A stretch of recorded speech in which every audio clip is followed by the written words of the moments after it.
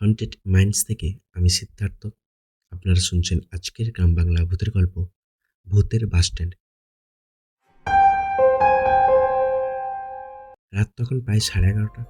আষাঢ় মাসের শেষ দিক। আকাশে কালো মেঘ জমে আছে, মাঝে মাঝে বিদ্যুৎ চমকাচ্ছে। পশ্চিম বর্ধমান জেলার এক প্রত্যন্ত গ্রামের নাম বেলতলা। গ্রামের পাশে এক পুরনো বাসস্ট্যান্ড, কালীতলা বাসস্ট্যান্ড। দিনের বেলা জায়গাটা সাধারণ হলেও রাত হলেই সবাই এড়িয়ে চলে, কারণ বহু বছর ধরে সেখানে ঘটে চলছে অদ্ভুত সব ঘটনা। রাহুল কলকাতার এক কলেজের ছাত্র। ছুটিতে মামার বাড়ি এসেছিল বেলতলায়। গ্রামের লোকেদের মুখে সে প্রায় শুনতো কালীতলা বাসস্ট্যান্ডের ভূতের গল্প। একদিন রাতে খাবার খাওয়ার সময় রাহুল জিজ্ঞাসা করলো, মামা, সবাই ওই বাসস্ট্যান্ডকে এত ভয় পায় কেন? মামা একটু চুপ করে বললেন, আজ থেকে প্রায় 20 বছর আগে একটা ভয়ঙ্কর ঘটনা ঘটেছিল। মাঝরাতে একটা যাত্রী বোঝাই বাস নিয়ন্ত্রণ হারিয়ে বাসস্ট্যান্ডে ঢুকে পড়ে। অনেক মানুষ মারা যায়। তারপর থেকেই সেখানে নাকি মৃত যাত্রীদের আত্মা দেখা যায়। রাহুল এসব বিশ্বাস করতো না। সে মনে মনে ঠিক করলো একদিন রাতে গিয়ে সব রহস্যের সমাধান করবে। দুদিন পর সুযোগ এলো। রাত 12টার সময় সবাই ঘুমিয়ে পড়লে রাহুল টর্চ আর মোবাইল নিয়ে বেরিয়ে পড়ল। বৃষ্টি পড়ছিল। 15 মিনিট হাঁটার পর সে পৌঁছালো কালীতলা বাসস্ট্যান্ডে। পুরো জায়গাটা ফাঁকা, ভাঙা বেঞ্চ, মরচে ধরা সাইনবোর্ড আর চারিপাশে অদ্ভুত নীরবতা। হঠাৎ দূর থেকে বাসের হর্ন শোনা গেল। রাহুল অবাক হয়ে চারিপাশে তাকালো। এই সময় এখানে কোনো বাস চলার কথা নয়, কিন্তু রাস্তা ফাঁকা, কোথাও কোনো বাস নেই। হঠাৎ তার মোবাইলের স্ক্রিন নিজে থেকেই বন্ধ হয়ে গেল। তারপর টর্চটাও নিভে গেল। চারিপাশ অন্ধকার। রাহুলের বুকের ভেতরে কেমন একটা চাপা ভয় কাজ করতে লাগলো। ঠিক তখনই সে দেখতে পেল বাস স্ট্যান্ডের বেঞ্চে একজন বৃদ্ধ বসে আছেন। রাহুল ধীরে ধীরে এগিয়ে গেল। বৃদ্ধ মাথা নিচু করে বসেছিলেন। কাকু, এত রাতে এখানে কি করছেন? বৃদ্ধ মাথা তুললেন। তার সঙ্গে সঙ্গে রাহুলের শরীর ঠান্ডা হয়ে গেল। লোকটার চোখ দুটো সম্পূর্ণ সাদা, কোনো মনি নেই। বৃদ্ধ ফিসফিস করে বললেন, বাস আসবে। কোন বাস?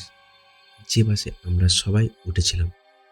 রাহুল কিছু বলার আগেই বিদ্যুতের ঝলকানি হলো। আবার অন্ধকার। আলো ফিরতেই বৃদ্ধ উধাও। পুরো বাসস্ট্যান্ড ফাঁকা। রাহুল দৌড়ে বাড়ি ফিরে এলো। পরের দিন সে ঘটনাটা কাউকে বলল না, বরং আরো কৌতূহল হয়ে উঠল। পরের রাতেও সে গেল, এবার সঙ্গে ক্যামেরা নিয়ে। বাস স্ট্যান্ডে পৌঁছানোর কিছুক্ষণ পর সে দেখতে পেল রাস্তার দূরে হলুদ আলো। ধীরে ধীরে একটা পুরনো বাস এগিয়ে আসছে। বাসের গায়ে লেখা, কলকাতা থেকে বেলতলা। বাসটা এসে বাস স্ট্যান্ডে থামলো, কিন্তু অদ্ভুত ব্যাপার, ইঞ্জিনের কোনো শব্দ নেই।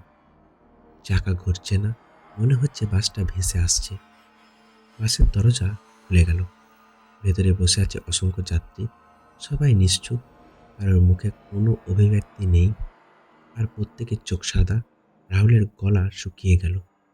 ঠিক তখনই বাসের কন্ট্রাক্টর হাত তুলে ইশারা করলো, উঠে পড়ো। রাহুল বুঝতে পারছি না রাহুল বুঝতে পারছিল না কেন, কিন্তু তার শরীর যেন নিজেই নিয়ন্ত্রণে নেই। সে ধীরে ধীরে বাসের দিকে এগোতে লাগলো। রাহুল ধীরে ধীরে বাসের দিকে এগিয়ে যাচ্ছিল। তার মনে হচ্ছিল যেন কোনো অদৃশ্য শক্তি তাকে টেনে নিয়ে যাচ্ছে। বাসের দরজার সামনে পৌঁছাতেই কন্ট্রাক্টর তার হাত দিয়ে একটি পুরনো টিকিট বাড়িয়ে দিল। টিকিটে লেখা ছিল শেষ যাত্রা। রাহুলের হাত কাঁপতে লাগলো। সে টিকিটটা আর নিতে চাইছিল না, কিন্তু নিজের অজান্তেই হাত বাড়িয়ে দিল। টিকিট স্পর্শ করার সঙ্গে সঙ্গে তার চোখের সামনে সবকিছু বদলে গেল। সে দেখতে পেল প্রচণ্ড বৃষ্টি। রাস্তার উপর ছুটে চলছে একটি বাস। ভেতরে অনেক যাত্রী, কেউ গল্প করছে, কেউ ঘুমাচ্ছে। হঠাৎ সামনে একটি ট্রাক এসে পড়ল। ড্রাইভার ব্রেক কষল। এক বিকট শব্দ। তারপর চারিদিকে শুধুই চিৎকার, রক্ত, কান্না আর অন্ধকার। রাহুল বুঝতে পারল এটাই সেই দুর্ঘটনার রাত। হঠাৎ একটি ছোট্ট মেয়ের কান্নার শব্দ শুনতে পেল সে। দাদা, আমাকে বাড়ি নিয়ে চলো। রাহুল ঘুরে দেখল বাসের এক কোণে 8-9 বছরের একটি মেয়ে বসে আছে। তার হাতে একটি লাল পুতুল। মেয়েটির চোখে জল। আমি বাড়ি যেতে চাই। রাহুল কিছু বলার আগেই বাসের অন্য যাত্রীরা একসঙ্গে তার দিকে তাকালো। তাদের সাদা চোখগুলো অন্ধকারে জ্বলজ্বল করছে। তারপর সবাই একসঙ্গে বলতে শুরু করলো, আমাদের সঙ্গে চলো। শব্দগুলো ক্রমশ জোরে হতে লাগলো। বাসের ভেতরের বাতাস বরফের মতো ঠান্ডা হয়ে গেল। রাহুল প্রাণপণে দরজার দিকে ছুটল, কিন্তু দরজা বন্ধ, জানালাগুলোও বন্ধ। মনে হচ্ছিল সে ফাঁদে পড়েছে। ঠিক তখনই সেই ছোট্ট মেয়েটি চিৎকার করে বলল, পেছনে জানলা। রাহুল দ্রুত পিছনে তাকালো। একটি জানলা আধখোলা। সে সমস্ত শক্তি দিয়ে সেখানে ঝাঁপ দিল। পরের মুহূর্তেই সে বাসের বাইরে রাস্তার উপরে পড়ে গেল। ভয়ঙ্কর শব্দে বাসের হর্ন বেজে উঠল। রাহুল উঠে দাঁড়িয়ে দেখল সামনে কোনো বাস নেই। পুরো রাস্তা ফাঁকা।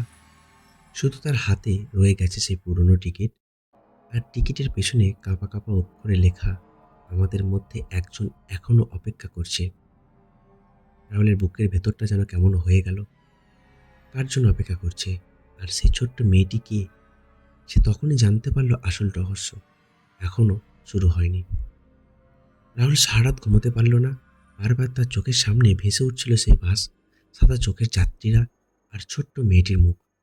পরের দিন সকালে সেই গ্রামের সবচেয়ে বয়স্ক মানুষ হরিপদ কাকার কাছে গেল।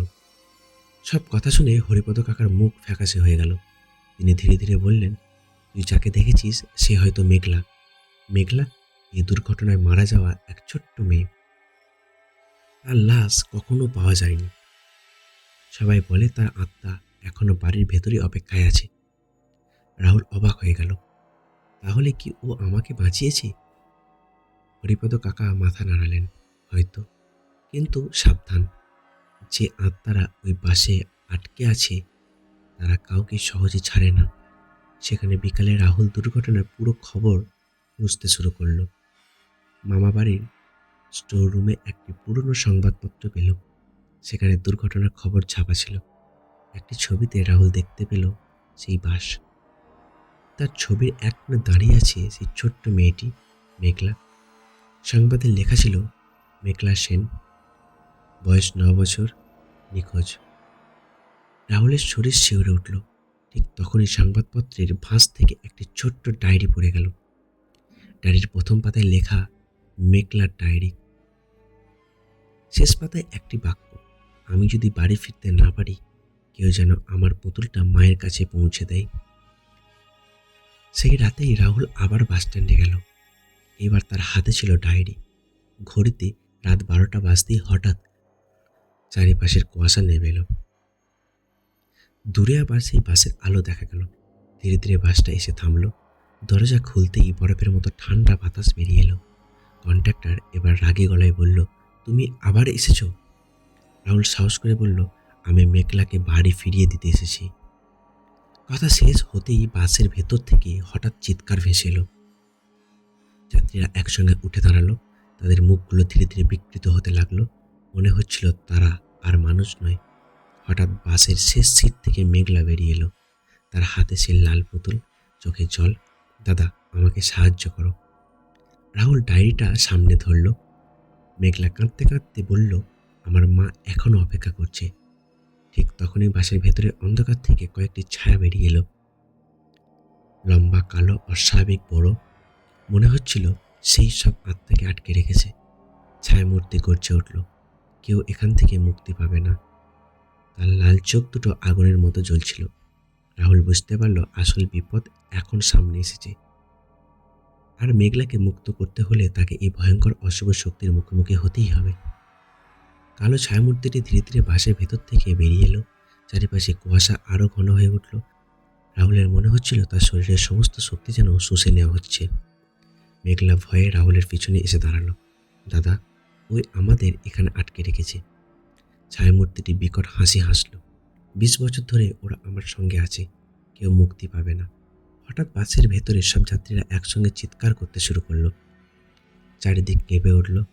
রাহুল সাহস করে বলল, তোমার শক্তি শেষ হয়ে গেছে, আমি মেঘলাকে মুক্ত করব। ছায়ামূর্তির চোখ লাল হয়ে জ্বলে উঠল। তাহলে তুমিও এদের মতো চিরদিন এখানে থাকবে। পরের মুহূর্তেই কালো ছায়াটা ঝড়ের গতিতে রাহুলের দিকে ছুটে এলো। রাহুল চোখ বন্ধ করে ফেলল। ঠিক তখনই মেঘলার হাতে থাকা লাল পুতুল জলজল করে জ্বলে উঠল। এক প্রচণ্ড আলোর ঝলকানিতে ছায়ামূর্তি পিছিয়ে গেল। সে যেন যন্ত্রণায় চিৎকার করে উঠল, মেঘলা কাঁদতে কাঁদতে বলল, এই পুতুলটা আমার মা জন্মদিনে দিয়েছিল, আমার সবচেয়ে প্রিয় জিনিস। দুর্ঘটনার রাতে আমি একা আঁকড়ে ধরেছিলাম। দুর্ঘটনার রাতে আমি এটা আঁকড়ে ধরেছিলাম। যতদিন এটা আমার মায়ের কাছে না পৌঁছাবে ততদিন আমি মুক্তি পাবো না। রাহুল সব বুঝতে পারল। ওই পুতুলের সঙ্গে জড়িয়ে আছে মেঘলার আত্মার শেষ ইচ্ছা। কিন্তু ছায়ামূর্তিটি আবার উঠে দাঁড়ালো। তার শরীর আরো বিশাল হয়ে গেছে। চারিপাশের গাছপালা কাঁপতে শুরু করলো। পুতুলটা কখনো বাস স্ট্যান্ডের বাইরে যাবে না। হঠাৎ মাটির নিচ থেকে অসংখ্য কালো হাত বেরিয়ে এসে রাহুলের পা চেপে ধরল। সে নড়তে পারছিল না। ছায়ামূর্তি ধীরে ধীরে কাছে আসছিল। তার চোখ দুটি ভয়ঙ্কর ক্রোধ। মেঘলা কাঁদতে কাঁদতে বলল, দাদা পালাও। কিন্তু রাহুল পালালো না। সে সমস্ত শক্তি দিয়ে পুতুলটা হাতে নিল। তারপর চিৎকার করে বলল, মেঘলা, আমি কথা দিচ্ছি তোমার মায়ের কাছে এটা পৌঁছে দেব। কথা বলার সঙ্গে সঙ্গে পুতুল থেকে তীব্র আলো বেরিয়ে এলো। বাস স্ট্যান্ড কেঁপে উঠল। বাসের সব আত্মা যেন একসঙ্গে আলোয় ভরে উঠল। প্রথমবার তাদের মুখে শান্তির ছাপ দেখা গেল। কিন্তু ঠিক তখনই ছায়ামূর্তির শেষ আক্রমণের জন্য ঝাঁপিয়ে পড়ল। রাহুল বুঝতে পারল, পরের কয়েক সেকেন্ডই হয় সে বাঁচবে, নয়তো চিরকালের জন্য ভুতুরে বাস স্ট্যান্ডের আরেকজন যাত্রী হয়ে যাবে। কালো ছায়ামূর্তিটি প্রচণ্ড গতিতে রাহুলের দিকে ঝাঁপিয়ে পড়ল। চারিপাশে ঝড় শুরু হয়ে গেছে। বাস স্ট্যান্ড ভাঙা টিন, শুকনো পাতা আর ধুলো বাতাসে উঠছে। রাহুল দুই হাত মেঘলার লাল পুতুলটি শক্ত করে ধরে দাঁড়িয়ে রইল। ঠিক তখনই পুতুল থেকে বেরিয়ে এলো এক তীব্র সাদা আলো। আলো এতটাই উজ্জ্বল ছিল যে পুরো বাস স্ট্যান্ড দিনের মতো আলোকিত হয়ে উঠল। ছায়ামূর্তিটি যন্ত্রণায় চিৎকার করে উঠল। তার কালো শরীরে ফাটল ধরতে শুরু করলো। সে গর্জন করে বলল, না, এ হতে পারে না। কিন্তু কালো ক্রমশ শক্তিশালী হয়ে উঠল। কিন্তু আলো ক্রমশ শক্তিশালী হতে লাগলো। একসময় বিকট শব্দে ছায়ামূর্তিটি ধোঁয়ার মতো মিলিয়ে গেল। সঙ্গে সঙ্গে বাস স্ট্যান্ডের চারিপাশে অদ্ভুত ঠান্ডা চলে এলো। সবকিছু হঠাৎ শান্ত হয়ে গেল। বাসের ভেতরে যাত্রীরা ধীরে ধীরে দাঁড়িয়ে পড়ল। এবার তাদের চোখ আর সাদা নয়, তারা স্বাভাবিক মানুষের মতোই দেখতে। প্রত্যেক মুখে কৃতজ্ঞতার হাসি। এক বৃদ্ধ এগিয়ে এসে বললেন, আমাদের মুক্তি দেওয়ার জন্য ধন্যবাদ। আরেকজন বললেন, 20 বছর ধরে আমরা অপেক্ষা করছিলাম। ধীরে ধীরে একে একে সবাই আলোর কোণায় পরিণত হয়ে আকাশে মিলিয়ে যেতে লাগলো। সবশেষে দাঁড়িয়ে রইল মেঘলা, তার মুখে শান্ত হাসি। দাদা, আমার মাকে ভুলে যেও না। রাহুল মাথা নাড়ল। আমি কথা দিচ্ছি। মেঘলা মৃদু হেসে ধীরে ধীরে আলোর মধ্যে মিলিয়ে গেল। পরদিন সকালে রাহুল খোঁজা শুরু করলো। অনেক কষ্টে সে জানতে পারল মেঘলার মা এখনো পাশের এক গ্রামে বেঁচে আছেন। বয়সের ভারে নুয়ে পড়েছেন, কিন্তু এখনো মেয়ের অপেক্ষা করেন। রাহুল তার কাছে গিয়ে সব ঘটনা বলতে পারল না, শুধু লাল পুতুলটি হাতে তুলে দিল। বৃদ্ধা পুতুলটা দেখেই কেঁদে ফেললেন। এটা এটা তো আমার মেঘলার পুতুল। বৃদ্ধর চোখ থেকে টপ টপ করে জল পড়তে লাগলো। সেই মুহূর্তে ঘরের জানলা দিয়ে এক মিষ্টি বাতাস ঢুকে এলো। আর দূরে কোথাও যেন একটা ছোট্ট মেয়ের হাসির শব্দ ভেসে এলো। মনে হলো মেঘলা সবশেষে বাড়ি ফিরেছে। 1 বছর পরে। 1 বছর পর রাহুল আবারও কালীতলা বাস স্ট্যান্ডে গেল। এবার জায়গাটা একেবারে স্বাভাবিক। লোকজন বাসের জন্য অপেক্ষা করছে। কেউ আর ভূতের গল্প বলে না। কিন্তু বাস স্ট্যান্ডের এক কোণে একটা ছোট্ট ফলক লাগানো হয়েছে। সেখানে লেখা, 1986 সালের দুর্ঘটনায় নিহত সকল যাত্রীর স্মৃতি উদ্দেশ্যে। রাহুল চুপচাপ দাঁড়িয়ে রইল। হঠাৎ তার চোখ পড়ল একটি ছোট্ট মেয়ের উপর। মেয়েটি দূর থেকে মুচকি হেসে হাত নাড়ল। তার হাতে একটি লাল পুতুল। পরের মুহূর্তে সে ভিড়ের মধ্যে হারিয়ে গেল। রাহুলের মুখেও হাসি ফুটল। হয়তো এটা মেঘলাই ছিল, কিন্তু সে জানতো কালীতলা বাস স্ট্যান্ডের অভিশাপ শেষ হয়েছে। তবে গ্রামের কিছু বৃদ্ধ এখনো বলেন, গভীর রাতে যখন প্রবল বৃষ্টি নামে তখন দূরে কোথাও একটা পুরনো বাসের হর্ন শোনা যায়। আর সেই শব্দ শুনলেই আজও মানুষের শরীর ঠান্ডা হয়ে যায়। গল্পটি কেমন লাগলো অবশ্যই কমেন্ট করবেন। গল্পটি ভালো লাগলে একটা লাইক করবেন। আরও এরকম নতুন নতুন ভূতের গল্প শুনতে চ্যানেলটিকে অবশ্যই সাবস্ক্রাইব করবেন।